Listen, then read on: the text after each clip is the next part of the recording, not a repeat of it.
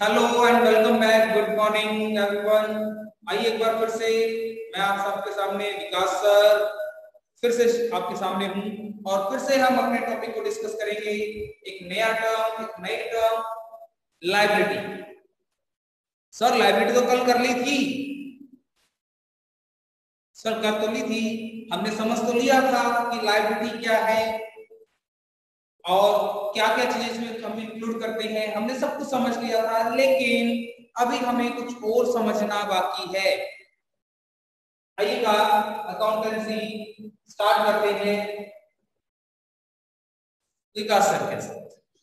जी sir, कल हमने liability में पढ़ा कि सर लायबिलिटी वो अमाउंट है जो हमने किसी को पे करना है। यस सर, यही पढ़ा बिल्कुल।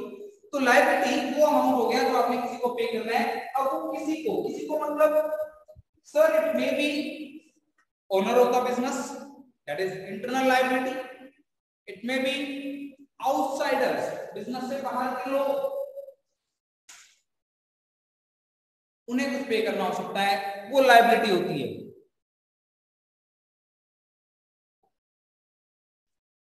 ठीक है, मैं कैपिटल और ड्राइंग भी बता दूंगा, कोई बात नहीं। बच्चे मैसेज करें कैपिटल ड्राइंग बता दीजिए। विवेक कैपिटल और ड्राइंग आपको मैं बता दूंगा, कोई इशू नहीं है, आप एक बार लायबिलिटी समझ लीजिए। तो लायबिलिटी हमने इंटरनल लायबिलिटी और एक्सटर्नल लायबिलिटी की बात की। इंटरनल लायबिलिटी बिजनेस की, बिजनेस के ओनर के लिए जो लायबिलिटी होती है अगेंस्ट कैपिटल, अगेंस्ट रिजर्व्स, तो वो होती है इंटरनल लायबिलिटी। और एक्सटर्नल लायबिलिटी की बिजनेस ने बिजनेस से बाहर किसी को कुछ पे करना है, दैट इज एक्सटर्नल। ये तो आपको मैंने लायबिलिटी बताया सर, इंटरनल एंड एक्सटर्नल। अब हम बात करते हैं सर लायबिलिटी कितने तरह की हो सकती है। सर लायबिलिटी किस तरह की हो सकती है। सर लायबिलिटी ना बहुत तरह की हो सकती है।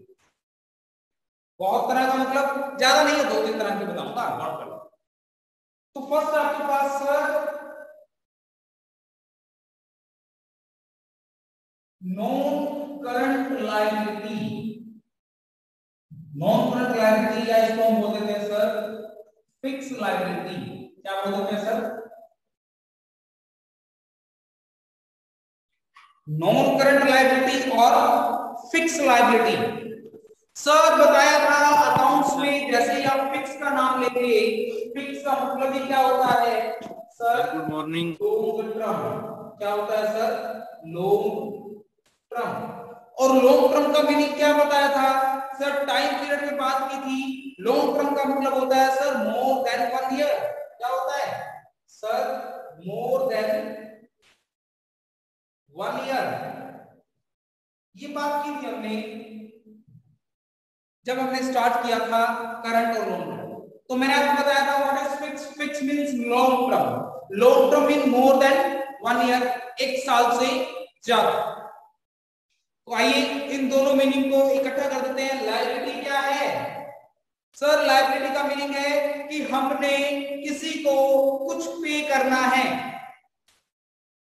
Any amount which is payable to someone is called liability. हमने किसी को कोई अमाउंट पे करना है, लेकिन वो कब करना है सर? सर वो अमाउंट लॉन्ग टर्म में पे करना है। What is by long term sir? More than 1 year. यानी कि मैं ये कह दूं amount which is payable after 1 year. कोई भी वो अमाउंट जो आपने पे करना है 1 साल के बाद, वो क्या होगा सर? वो हो गया जी लॉन्ग टर्म लायबिलिटी या नॉन करंट लायबिलिटी या fix liability. Any amount which is payable after 1 year, after 1 year, 1 साल तक उसकी पेमेंट नहीं होगी, 1 साल के बाद होगी। तो उस पेमेंट को जो आपने 1 साल के बाद करनी है उसे हम क्या कहेंगे सर? उसे हम कहेंगे क्या? नॉन करंट लायबिलिटी और फिक्स लायबिलिटी। क्या कहेंगे? नॉन करंट लायबिलिटी और फिक्स लायबिलिटी। तो sir Any amount which is payable after 1 year is called long-term liability, fixed liability और non-current liability. एग्जाम्पल की अगर मैं बात करूं, एग्जाम्पल वो आप क्या लेके चलेंगे?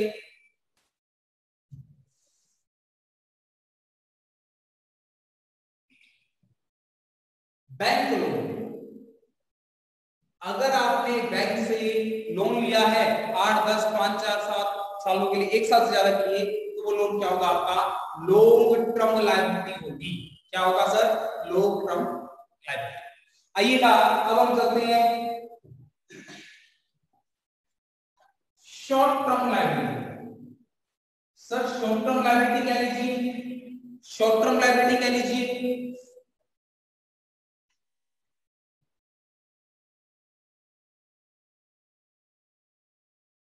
करंट लायबिलिटी क्या लीजिए? एक ही बात. शॉर्ट टर्म लायबिलिटी या करंट लायबिलिटी एक ही बात है. अभी हमने बात की थी लास्ट एक दो लेक्चर पहले, करंट मींस, सर करंट का मीनिंग क्या था? Short term. Short term. और शॉर्ट टर्म में टाइम पीरियड की बात की थी सर, अप टू 1 ईयर. क्या बात की थी sir? Up to 1 year. Liability क्या है? Amount payable to the outsider. Amount payable to the outsider. Short term लगा दिया तो amount payable to the outsider within 1 year. 1 साल के अंदर अंदर जितनी भी पेमेंट आपने बिजनेस से बाहर किसी को करनी है वो हमारी क्या हो गई सर? वो हमारी हो गई शॉर्ट टर्म या करंट लायबिलिटी. क्लियर हो गया सर? आसान हो गया. शॉर्ट टर्म लायबिलिटी वो लायबिलिटी जो आपने विद इन द 1 ईयर आपने पे करनी है, और लॉन्ग टर्म लायबिलिटी जो आपने आफ्टर द 1 ईयर पे करनी है to the outsider of the business. वो हमारे लिए क्या होगी sir? Short term and long term. बोलिए जी, क्लियर हुआ कि नहीं हुआ? सर समझ आ गया? जी सर, हमें ये समझ आया कि सर शॉर्ट टर्म लायबिलिटी जो हमने बिजनेस से बाहर किसी को पे करनी है with in 1 year, that is short term liability. Long term liability जो हमने बिजनेस से बाहर किसी को पे करना है आफ्टर द 1 ईयर, 1 साल के बाद, that is long term liability. ठीक है, आया समझ में? यस सर, आ गया समझ में.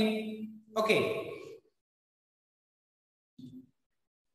ओके, तो ये थी शॉर्ट टर्म लायबिलिटी.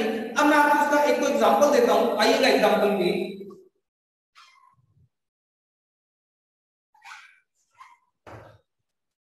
मैंने अभी भी आपको बताया कि वो अमाउंट जो हमने 1 साल के अंदर अंदर किसी को पे करना है, वो अमाउंट मेरे लिए क्या होगा सर? वो अमाउंट मेरे लिए शॉर्ट टर्म लायबिलिटी होगी. तो यहां पर मैं मान लेता हूं ऐसा, मैं ये मान लेता हूं कि मेरा बिजनेस है और मैंने उधार में किसी से सामान खरीद लिया, होलसेलर के पास में गया, उससे उधार में सामान ले आया, परचेज की मैंने उधार में कर ली, क्रेडिट पे कर ली. और क्या वो दुकानदार जिसने मुझे उधार में सामान दिया है वो ये कहेगा कि बेटा ले जा, तू बहुत अच्छा पढ़ा रहा है, तू सामान उधार में ले जा, 5 साल के बाद पैसे दे जाना, 2 साल के बाद पैसे दे जाना, 1 साल के बाद पैसे दे जाना, ऐसा कहेगा क्या? बिल्कुल भी नहीं. वो कहेगा ठीक है उधार ले जा रहा हूं, ले जाओ. 5 दिन, 7 दिन, 10 दिन, 15 दिन, महीना, लास्ट महीने बाद वो बिल बना के हाथ में पकड़ा देगा, बेटा पैसे दे, और नहीं दूंगा तो आगे सामान भी मुझे वो नहीं देगा. तो ये क्या हो गया कि मुझे उसे 1 महीने के अंदर अंदर पेमेंट करनी पड़ गई. तो वो लायबिलिटी मेरे लिए क्या हो गई सर? वो लायबिलिटी मेरे लिए शॉर्ट टर्म लायबिलिटी हो गई. क्लियर हुआ सर? बिल्कुल क्लियर हो गया. हमें समझ आ गया शॉर्ट टर्म लायबिलिटी कि सर जो पैसा हमने 1 साल से पहले किसी को पे करना है वो हमारी शॉर्ट टर्म लायबिलिटी है. ओके सर, ये थी शॉर्ट टर्म लायबिलिटी. तो नेक्स्ट टाइप हमारे पास जो है वो है जी contingent liability. Sir contingent liability क्या होती है? मैं आपको सरल सी भाषा में समझाता हूं, बिल्कुल सिंपल लैंग्वेज में। सर कॉन्टीजेंट लायबिलिटी वो लायबिलिटी होती है सर जो आज मेरी लायबिलिटी नहीं है।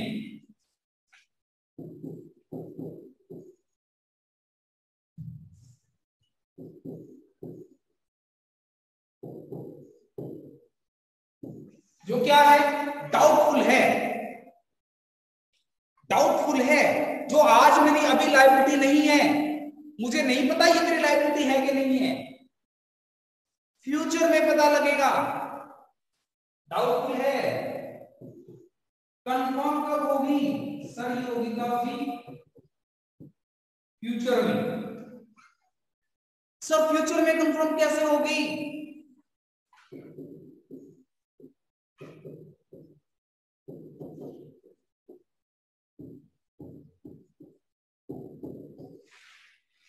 Sir on happening of A event, sir कोई इवेंट होगा, कोई घटना घटित होगी, उसके बाद ये मेरी कंफर्म लायबिलिटी बन सकती है, बन सकती है।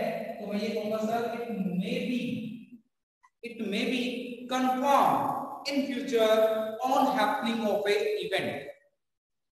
आज मेरी लायबिलिटी नहीं है सर, आज ये डाउटफुल है कि मेरी लायबिलिटी है कि नहीं है, मुझे नहीं पता, लेकिन ये फ्यूचर में कंफर्म हो सकती है, फ्यूचर में मेरी लायबिलिटी बन सकती है on happening of A event, किसी घटना के घटित होने पर।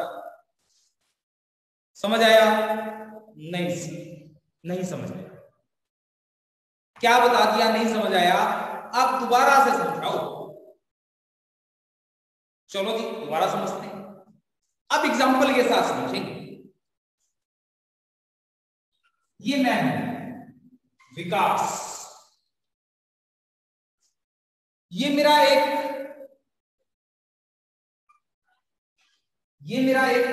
फ्रेंड है या मेरा एक स्टूडेंट है, ये मेरा एक स्टूडेंट है सर नकुल, ये मेरा दूसरा स्टूडेंट है सर अरमान, ये मैं हूं विकास, ये नकुल है, ये अरमान है। समझिएगा ध्यान से, अरमान को चाहिए थे पैसे, फंड्स चाहिए थे, पैसे चाहिए थे, पैसे चाहिए, बिल्कुल अरमान को चाहिए ना, किसको नहीं चाहिए, सबको चाहिए, इसे भी चाहिए थे। इसको पता था कि नकुल मुझे पैसे दे सकता है, नकुल के पास पैसे हैं, नकुल अमीर आदमी है, उसके पास पैसे हैं, बिल्कुल है सर, उसे पैसे चाहिए थे अरमान को, और दे कौन सकता था, नकुल। ये नकुल के पास गया कि नकुल भाई मुझे पैसे चाहिए, दे दे। नकुल ने साफ तौर पे मना कर दिया, नहीं है। अब इसे पता है कि वो पैसे दे सकता है, उसके पास है, उसे ये भी पता है कि नकुल विकास सर से जो बात कह देंगे विकास सर उसे टालता नहीं है, उसकी बात मान लेता है। अब अरमान मेरे पास आया कि सर मुझे ना ऐसे ऐसे पैसे चाहिए थे, आप नकुल से दिलवा दो। ये भी मेरा एक अच्छा स्टूडेंट है, वैसे तो सारे स्टूडेंट अच्छे हैं, अभी हम एग्जांपल में इसकी बात करें तो इसी की बात करेंगे। अरमान मेरे पास आ गया कि सर नकुल से मुझे पैकेट दिलवा दो, मुझे जरूरत है। तो मैंने नकुल को कहा, नकुल बेटा तू मेरी बात मानता है, तू एक काम कर, अरमान को 20,000 रुपए उधारे दे दे। 20,000 रुपए का क्या दे दे, इसको लोन दे दे 20,000 रुपए का। नकुल ने इसको 20,000 रुपए दिए और कहता सर आप कह रहे हो कि दे दे, मैं दे रहा हूं, कल को अगर इसने मुझे ये 20,000 वापस नहीं दिए तो मैं आपसे ले लूंगा। मैंने कहा ठीक है यार मेरे से ले लियो, मेरी गारंटी होगी। मैंने क्या दे दी जी, क्या दे दी, बोलो क्या दे दी? मैंने नकुल को इस 20,000 रुपये क्या दे दी सर? सर मैंने इस 20,000 की नकुल को गारंटी दे दी। ठीक है जी सर, बिल्कुल गारंटी दे दी।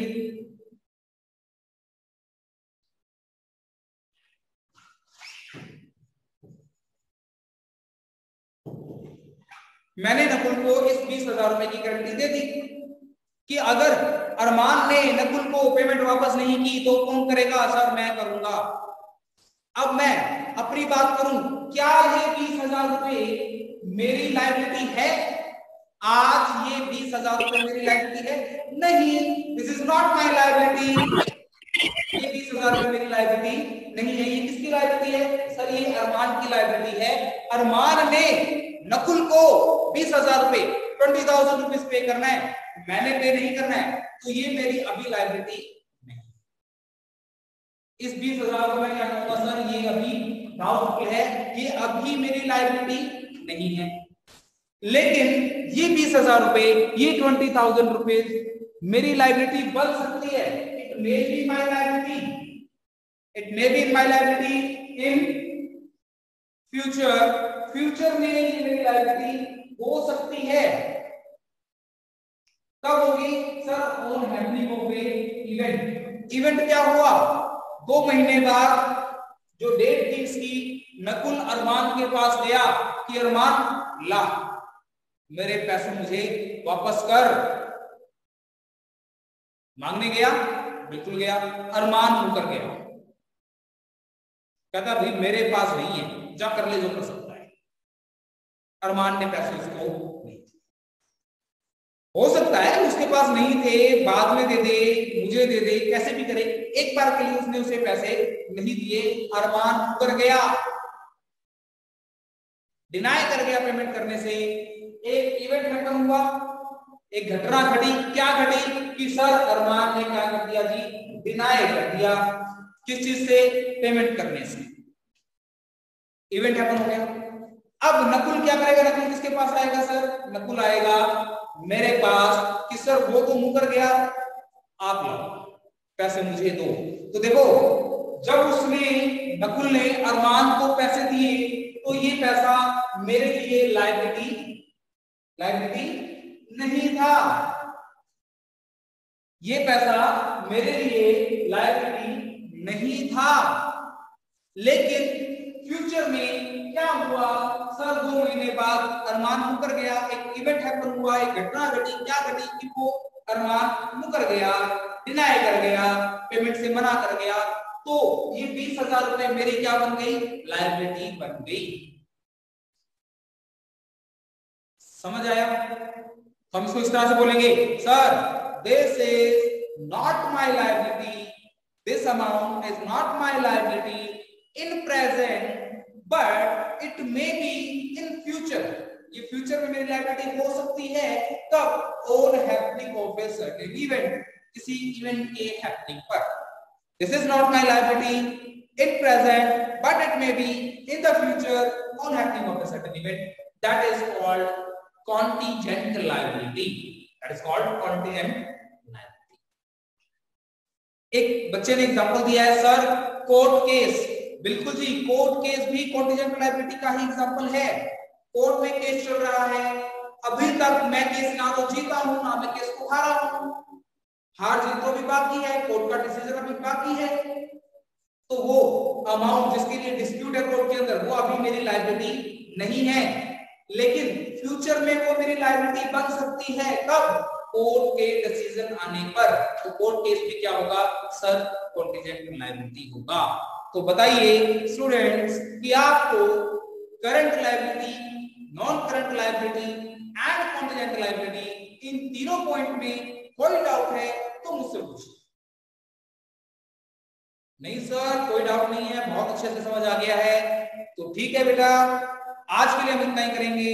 आज के इस लेक्चर में हमने सीख लिया sir current liability, contingent, non current और करंट लायबिलिटी, वो सभी क्या होंगी सर हमें समझ आ गई है। ठीक है, thank you so much, bye bye. कल फिर मिलेंगे एक नए टॉपिक के साथ। तब तक के लिए अपना ख्याल रखिएगा, घर में रहिएगा, मास्क लगाइएगा और इस वीडियो को शेयर और लाइक करना मत भूलिएगा। और चैनल को अभी तक सब्सक्राइब नहीं किया तो सब्सक्राइब कर लीजिए ताकि आपको नई वीडियो की अपडेट आपको मिल जाए। Okay, thank you so much, bye bye.